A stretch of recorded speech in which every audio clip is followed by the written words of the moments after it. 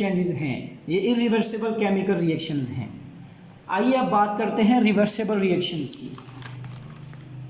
और reversible reactions ही इस chapter का पहली बेस है या पहली ईंट है। इसको ज़रा गौर से देखिएगा।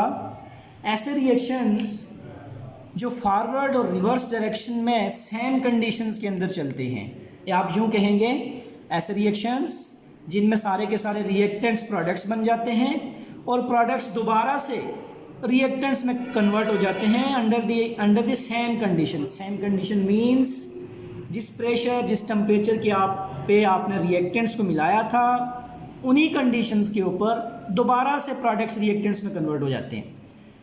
तो रिवर्सिबल रिएक्शन ऐसे रिएक्शंस जो रिवर्स डायरेक्शन में या फॉरवर्ड डायरेक्शन, दोनों डायरेक्शन में साइमल्टेनियसली प्रोसीड करते हैं, इन्हें रिवर्सिबल रिएक्शंस कहते हैं।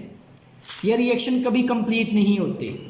इनकी अगर बात की जाए, इनकी पहली प्रॉपर्टी की बात की जाए, तो ये रिएक्शन कभी कंप्लीट नहीं होते। इन रिएक्शन को रिप्रेजेंट किया जाता है डबल हाफ एरो के साथ, जो कि रिएक्टेंट्स और प्रोडक्ट्स के बीच में लिखी जाती है। जी, ये आपको एग्जांपल्स नज़र आ रही होंगी। ये पहली वाली एग्जांपल आपको नज़र आ रही होगी जिसमें सल्फर डाइऑक्साइड और ऑक्सीजन आपस में रिएक्ट कर रहे हैं, सल्फर ट्राइऑक्साइड बन रहा है।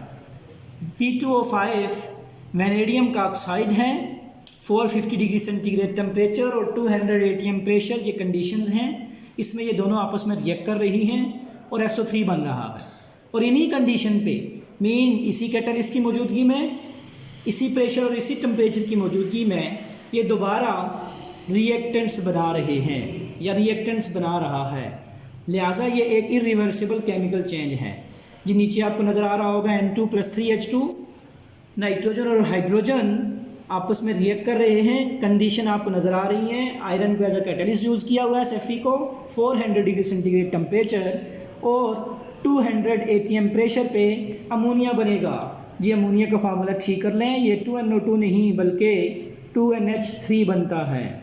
ये एक दूसरी मिसाल आ गई आपके पास रिवर्सिबल रिएक्शंस की।